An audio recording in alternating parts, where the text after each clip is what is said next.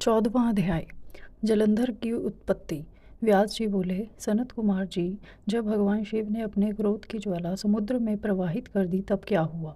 सनत कुमार जी बोले, हे मुने, जब भगवान शिव ने अपना क्रोध समुद्र में डाल दिया तो क्रोध की वह ज्वाला बालक का रूप लेकर जोर जोर से रोने लगी। उस बालक के रोने की आवाज़ से सारा संसार भयभीत हो गया। पूरा संसार उसकी आवाज़ से व्याकुल था। तब सभी चिंतित होकर ब्रह्मा जी की शरण में गए। तब सब देवताओं ने सादर ब्रह्मा जी को प्रणाम किया और उनकी स्तुति करने लगे। तत्पश्चात बोले, हे ब्रह्मा जी, इस समय हम सभी पर बड़ा भारी संकट आन पड़ा है। प्रभु, आप तो सब कुछ जानते ही हैं। उस बालक ने, जो समुद्र से उत्पन्न हुआ है, अपने भयंकर रुदन द्वारा पूरे संसार को आहत किया है। सभी भय से आतुर हैं। हे महायोगिन, आप उस बालक का संहार करके हमें भय मुक्त कराएं। देवताओं की इस प्रकार की प्रार्थना सुनकर ब्रह्मा जी अपने लोक से पृथ्वी लोक पर उतरकर उस समुद्र पर पहुँचे जहाँ वह बालक विद्यमान था। ब्रह्मा जी को अपने पास आता देखकर समुद्र ने भक्ति पूर्वक उन्हें प्रणाम किया और उस बालक को ब्रह्मा जी को सौंप दिया। तब ब्रह्मा जी ने आश्चर्यचकित होकर समुद्र देव से प्रश्न किया कि यह बालक किसका है।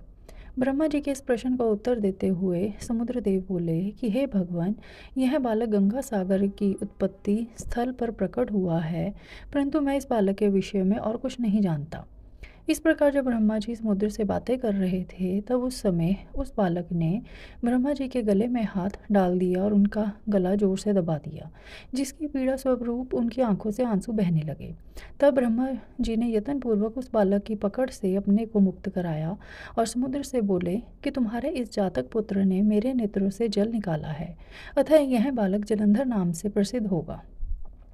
उत्पन्न होते ही युवा हो जाने के कारण यह बालक पराक्रमी, महाधीर, जवान, महायोद्धा और रण दुर्मद होगा। यह बालक युद्ध में सदैव विजयी होगा, यहाँ तक कि यह भगवान श्री हरि विष्णु को भी जीत लेगा। यह बालक दैत्यों का अधिपति होगा। कोई भी मनुष्य या देवता इसका चाहकर भी कुछ नहीं बिगाड़ पाएंगे। इसका संहार केवल त्रिलोकीनाथ भगवान शिव के द्वारा ही संभव है। यह कहकर ब्रह्मा जी ने असुरों के गुरु शुक्राचार्य को बुलाया और उनके हाथों से उस बालक को दैत्यों का राजा स्वीकार करते हुए उसका राज्याभिषेक कराया। तत्पश्चात ब्रह्मा जी स्वयं वहाँ से अंतर्धान हो गए।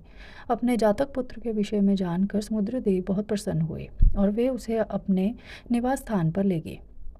कुछ समय पश्चात उन्होंने जलंधर का विवाह कालनेमी नामक असुर की परम सुंदरी पुत्री वृंदा से संपन्न करा दिया। जलंधर आनंद पूर्वक अपनी पत्नी के साथ निवास करने लगा और असुरों के राज्य को बड़ी चतुराई और कर्तव्य परायणता के साथ चलाने लगा। उसकी पत्नी वृंदा महान पतिव्रता नारी थी।